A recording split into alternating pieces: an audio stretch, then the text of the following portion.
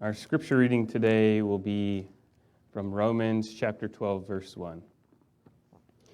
I appeal to you, therefore, brothers, by the mercies of God, to present your bodies as a living sacrifice, holy and acceptable to God, which is your spiritual worship.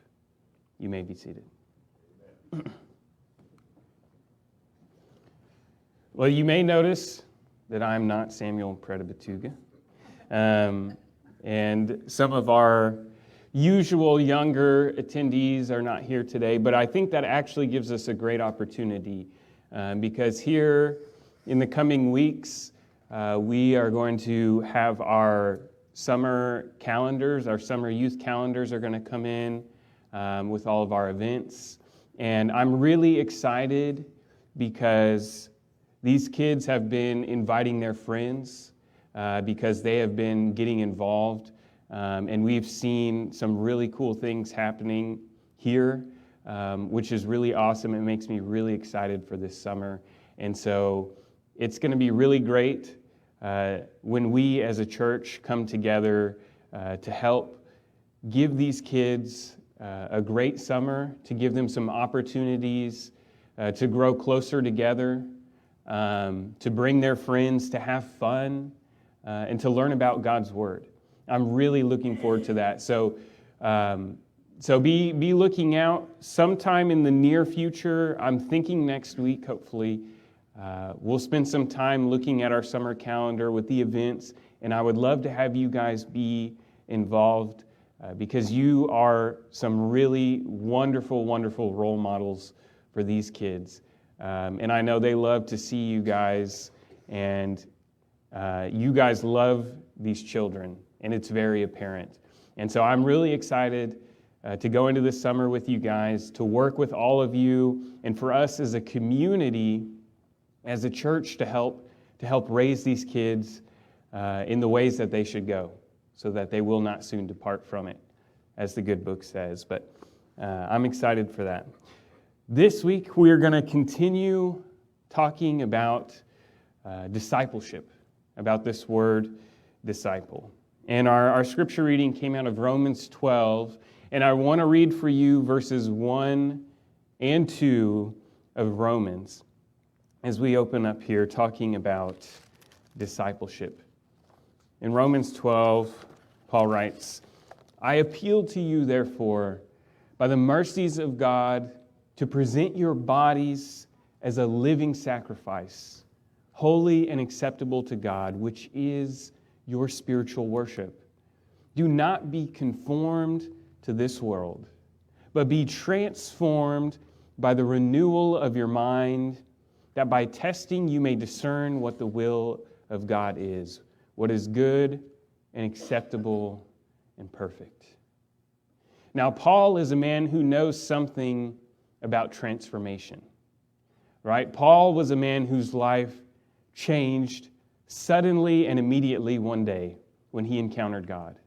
We know the story. Paul is on the road to Damascus, and a bright light shines and blinds him, and he hears the voice of God, and from that moment on, his life is forever changed. And Paul here is talking about transformation, specifically the transformation that happens when one decides to give their life to God. And Paul knows something about that. He tells us, he notes that this is both a physical and a mental transformation. In verse 1, he says, present your bodies as a living sacrifice, holy and acceptable to God. This is your spiritual worship. And so he tells us that physically our bodies are living sacrifices to God, that we should take care of them, that we should value them and present them before God because they are a gift from God. And by doing this, it is spiritual worship to God. But he says also, not only does it transform the way we look at our bodies, but it also transforms our minds. He says, do not be conformed to this world, but be transformed by the renewal of your mind, that by testing you may discern what is the will of God, what is good and acceptable and perfect. And so there's a physical and a mental transformation that has taken place for Paul, and one that he wants these believers to experience too. And we talked a little bit about transformation last week, the transformation that takes place when we decide to become a disciple of Christ, to give our life to Christ in baptism. There is transformation that takes place. We know that through baptism we receive the gift of the Holy Spirit, which is a huge transformation for our lives.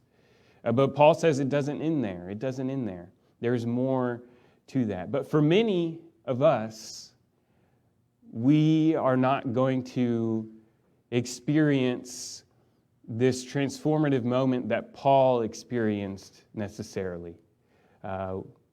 Most likely, we probably won't be blinded by the light as Paul was and see God and this sort of thing. But we still, as Paul tells us, are called to a transformed life. And the only way to experience this transformation is through this word, discipline. Discipline. Because transformation, most of the time, doesn't happen immediately in life. It takes time. It takes effort. It takes commitment. And Paul knows something about this word, discipline. Now, this is a lesson I've had kind of planned out a little bit weeks ahead, and I've been looking forward to, because it's a tough one to talk about discipline. It's hard to be disciplined and to have discipline. But discipline was important for Paul. His life changed the day that he met God, but it continued to change as he journeyed, as he walked the path of a disciple, of an apostle. His life continued to change, and his discipline was tested time and time and time again. And if we really want to see ourselves as disciples, if we want to transform the way we look at ourselves, not merely as just people, but as God's people, as Christ's disciples, as His students, as His followers, then it's going to take discipline. You may notice that the word discipline is not that different from the word disciple. And that's because the word disciple comes from the root of this word, discipline. Discipline. To be a disciple takes discipline. It takes discipline. Let me read for you another passage that comes from Paul. This one comes out of 1 Corinthians chapter 9. You may be familiar with it. Here Paul is talking about that discipline.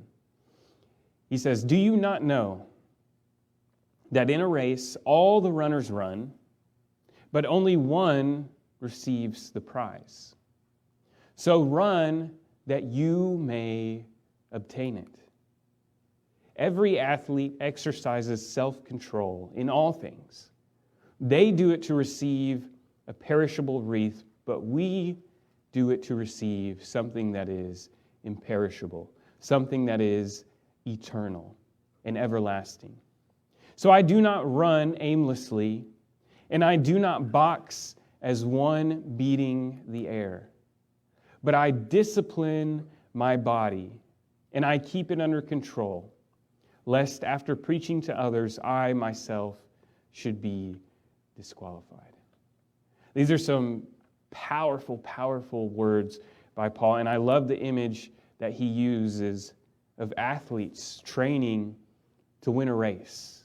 Now, this is something we can all understand, and we know athletes have to go into intense training. In fact, their life is training. That's what they do. That's what their life is. Day after day after day, they're training. They're getting ready. We may only see what happens at the competition, but to achieve that success, to even get to that point where they're ready to compete, it takes complete discipline. And Paul says we should have this same mindset of discipline when it comes to our faith, when it comes to the way that we live as disciples of Christ. I want to talk about two things here: a real reward and a real enemy. Paul said that those who run, they do it to receive a perishable wreath. Now, in Paul's day, there were the Olympic Games. Even back then, this is the origin of the games that we see today. It was vastly different back then. But those who won would receive a wreath around their head, a crown, ceremonial, and it represented their achievement. It represented what they had accomplished, and it elevated them above all the other competitors. But as we know, it only lasts for a little while, because next year they're going to run again, and there's going to be a new winner, right? And maybe it's not going to be you this time. Maybe it'll be someone else. But Paul says we discipline ourselves to receive a wreath, a crown, if you will, that lasts forever, that no one can take away. That no one can take away. And because of that, Paul says, I do not run aimlessly. I do not box as one beating the air. And it's because we are doing this for the ultimate prize. And the ultimate prize requires the ultimate discipline in life, as Paul tells us. But we know that it is worth it. We know that it is worth it. And Paul also said this. He says, I do not box as one beating the air. And I thought that was an interesting phrase. I do not box as one beating the air. I don't know how familiar any of you guys are with the world of boxing. But part of training for boxing is what they call shadow boxing. And shadow boxing is boxing the air, like Paul is talking about. It's about practicing punches, practicing combos, and dodging. And mentally, the competitors, when they step into that boxing ring, they want to mentally prepare for what is about to happen. Because boxing, it's one of the oldest sports in the history of the world. It's also one of the most brutal. When you step into that ring, you are putting your life on the line, in a sense, because you are going in there to fight someone else, to punch them, to beat them up, to knock them out. That is your goal, and that is their goal against you. And I think Paul uses this example intentionally to remind us that this faith journey, this thing we call discipleship, following Christ, it is a fight. It is a battle. There is an enemy that stands in that ring, and he will stop at nothing to knock us out. He is not against fighting dirty. There is nothing that he will not do to knock us out of the ring. And so Paul says, I don't just box as one beating the air. I box as someone who is fighting for their life. He says, I even discipline my body. Some versions, some translations say, I beat my body, my own body, to prepare it, to prepare my body, to keep it under control, so that when that moment comes, when that test comes, and when we step into the ring against that opponent, our body is ready. We are ready for that moment to stand strong. But these things only come through discipline. Discipline is essential to the life of the disciple. Discipline is essential to the life of the believer. And we see this. In fact, as we talk about discipleship, there were many people who came to Jesus wanting to be his disciples. But many of those people were turned away. Let's take a look at some examples of this. Because many who wanted to be a disciple lacked the discipline that it took to be a disciple. And we have some examples of this. We saw a few examples of of Jesus calling disciples, well, let's look at a few of Jesus turning people away and what he has to say about it. This story comes out of Matthew 19, and I'm sure many of you guys are familiar with it. Matthew 19, it says, "Behold, a man came up to him."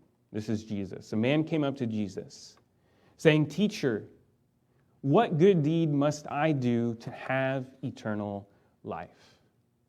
I like this guy. He doesn't beat around the bush. He gets right to the point. "Jesus, what do I need to do to go to heaven?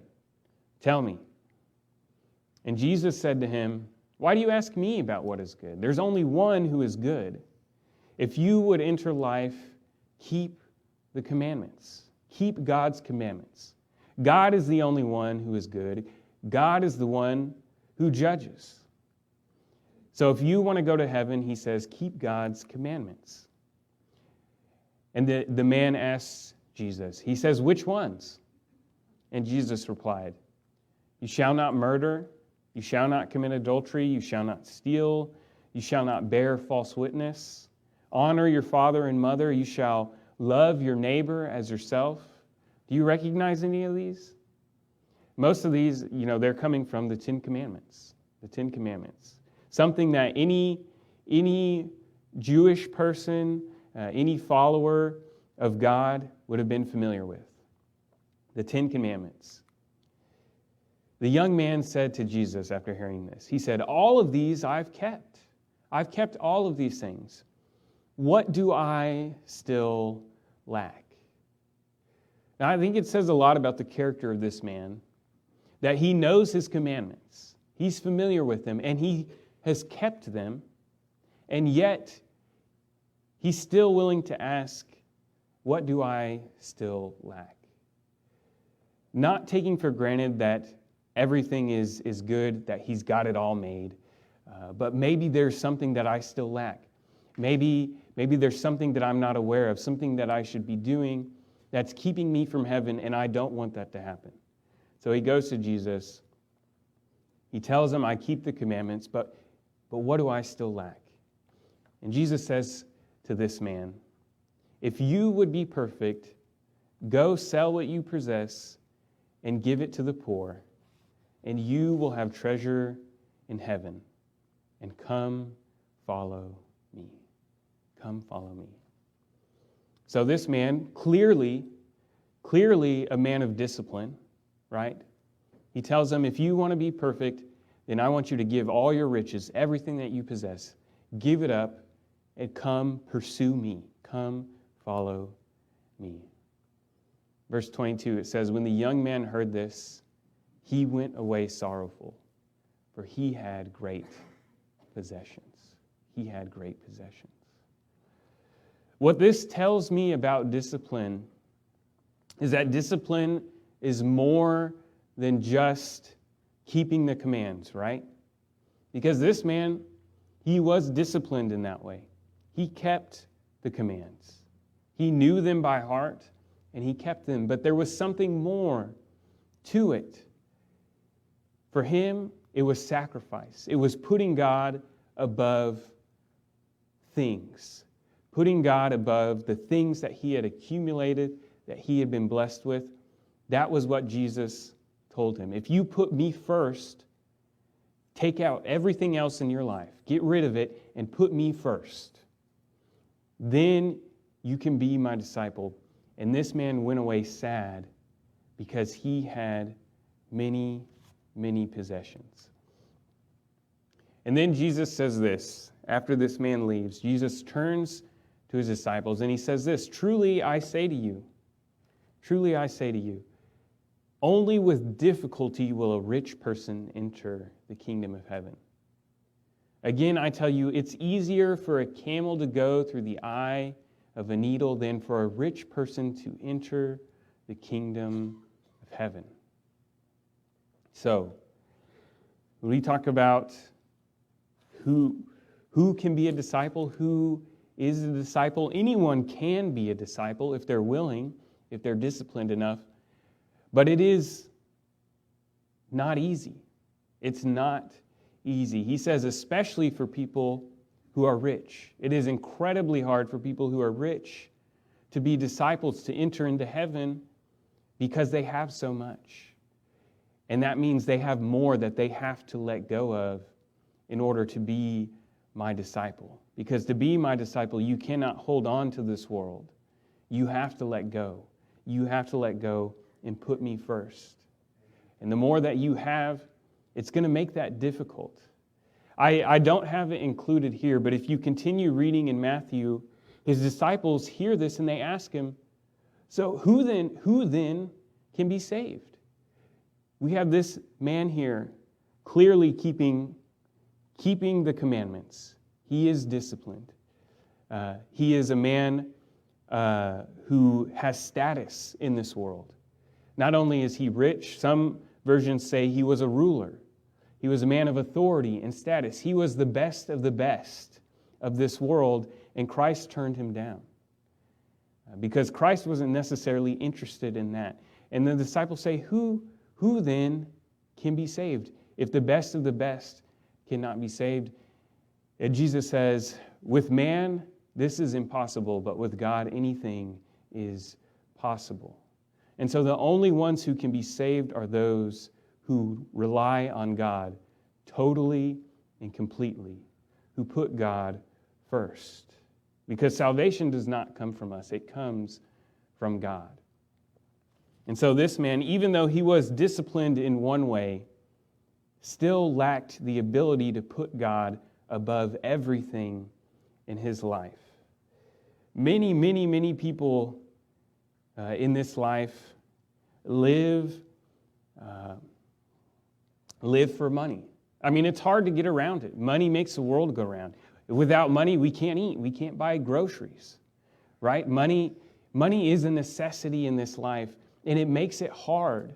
It makes it hard because we're trying to live for heaven, right? We know we can't take this money with us. We need this money to live, but we have to make sure that money or something like it does not take the place that God rightfully deserves in our life. This man struggled with that. Many, many people do. And the last thing I want to say about this passage in particular is that, I often read this passage, and for a long time I thought, this is an encouraging passage to me because I didn't grow up rich in a rich family. I'm not rich, so that's good. That's good for me. It's going to be a little easier for me then. But one day I realized, in the context of the world, we are rich. In the context of the world, we have so much more than so many people around this world, right? In our own country, we have that top 1% or whatever. Those are the rich people. They have all the money. 1% of the people have most of the money in our country. But a lot of us here, we are richly blessed. And it is a good thing. It's a wonderful thing. It is a blessing that we can live here in this country, that we can put food on the table, that we can have a job and be employed. These are all wonderful things, but we have to realize, in the context of this world, we are rich. We are rich, and that makes it hard for us to put God first sometimes. It makes it a lot easier to rely on ourselves when we can have money to put food on the table day after day, when we don't have to worry about hunger or a place to sleep. And I'm not saying that that's the sort of life that a disciple needs to have, that we need to be homeless, walking around the streets with no job and no money. That's not what I'm trying to say. I want us to realize that very easily, and sometimes without us noticing, that the richness of the blessings that we have can sometimes make it hard for us to totally rely on God. But we can use these things, like Jesus said, to bless others. We can give to the poor. Isn't that a blessing? Isn't that amazing when you have money, or when you have food, or when you have shelter or something that you can offer to someone in need? that is truly a blessing. And I believe that's why God blesses us, so that we in turn can bless others. But we have to be disciplined even with the things that God gives us, even with those things. So yes, the first aspect of discipline is putting God first, above all the things in our life. We're going to look at two more passages where Jesus is talking about things that are necessary for discipleship, things that people missed out on. Here in John 10, there was a young man who asked Jesus to be his disciple. Jesus said, "Come follow me." And then he said, "Let me bury my father first. Then I will come and follow you." And what he meant by that was, let me fulfill my role as a son to him. Let me live with my family, take care of them, work for them. When my father passes away and when I become the man of the house, then I can follow you, right? Because then I'm the man of the house. I can make the decisions. I can come follow you then. And this is what Jesus says to him. He says, "Whoever loves father or mother more than me is not worthy of me. And whoever loves son or daughter more than me is not worthy of me. And whoever does not take their cross and follow me is not worthy of me." This is a hard passage to read. It's tough. There are lots of places in the Bible that talk about the love of a father and a mother, the love of a family, loving your parents, respecting your parents, loving your children, caring for your children. But here Jesus says, whoever loves their father or mother, their son or daughter more than me is not worthy of me. Whoever is not willing to pick up their cross, to sacrifice their life, is not worthy of me. He continues, whoever finds their life will lose it, but whoever is willing to lose their life for my sake will find it. There's another passage that's very similar out of Luke 9, where he's speaking to some who have come to learn from him. And Jesus says to all of them, he says, "If anyone wants to come after me, let them deny themselves and take up their cross and follow me. Whoever would save their life would lose it, but whoever loses their life for my sake will find it. What does it profit someone to gain the entire world and yet forfeit themselves or forfeit their soul? What does it profit them to gain the whole world and yet forfeit their soul? Their soul. And this is what I want to talk about. I want to talk about being last, or denying self. Because this is a huge part of discipline, and this is probably the hardest part of discipline, is denying self.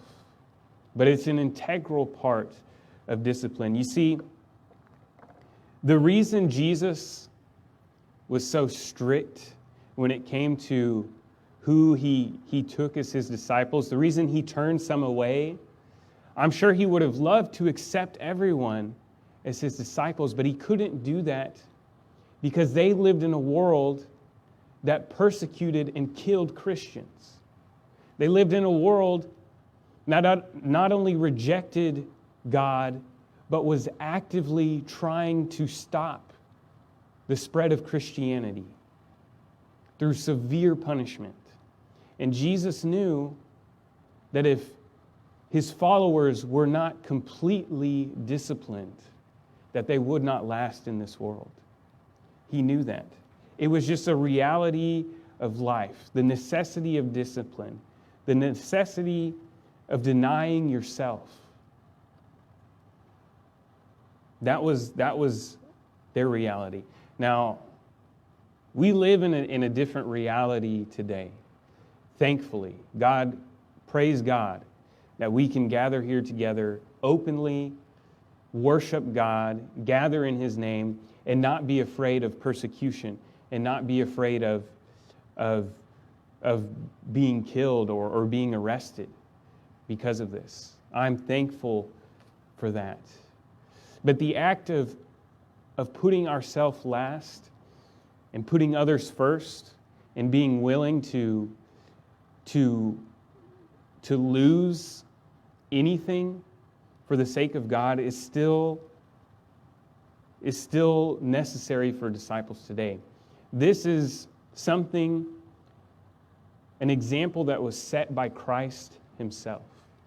Think about what Christ did. He denied his own divine nature. Jesus was like God in some way. I don't fully understand how, but Jesus was like God. He was divine in nature, and he denied that. And he left heaven to come live on earth. He denied himself. And many times he was persecuted, and many times he struggled, and he had to ask for encouragement from God.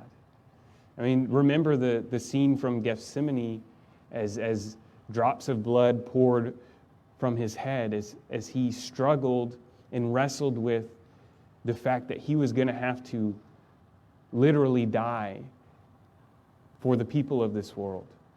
It was hard. It was hard, but the example of putting yourself last, literally Christ would put himself last. He put himself below every single person on this earth. And he was willing to do that for us. That is the example of what it means to be a disciple. I talked about how a disciple is a follower of Christ, and Christ is taking us to heaven. That's where we are trying to go, and he's the only one that knows how to get there. And that's our goal. You know, Paul says we want that crown that lasts forever. That's where we're trying to go. But on the way to heaven, we have to stop at the cross. Jesus stopped at the cross. He could have ran away. He could have tried to go around it or get around it, but he didn't. The path that leads to heaven also leads to the cross. There is no way around that. We have to be willing to be servants of others. And that also means ourselves. It's hard to be last all the time. I don't think anyone can do it all the time of themselves. We need God's help, but we need the help of our brothers and sisters as well to encourage us, to build us up to do this, because it's asking a lot. It is asking a lot. But I want to end with this. Discipleship, it's about putting God first. It's about putting ourselves last. But it's also about being free. Discipleship is also about being free. And this is something that confuses people all the time. How can being a servant, being a slave to God, make you free? How does that work? I don't understand it. I don't understand it. Well, we have to talk about what does it mean? What does freedom mean? What does freedom mean? We live in America, the land of the free and the home of the brave, right? Freedom is an idea that is all over the place in this country. Many have ideas about what freedom is, but I don't think all of them are really true. Freedom is not a lack of discipline. Freedom is not living in such a way that nobody can tell you anything. That is chaos, is what that is. And we know freedom in the context of America is the freedom to choose, right? Politically, freedom is the freedom to elect the people who represent us in government. That's what it means, the land of the free. We are free to choose who represents us in government. And I think the same is true when it comes to discipleship. The freedom to choose to put God first. The freedom to choose to serve God. The freedom to freely choose to be disciplined.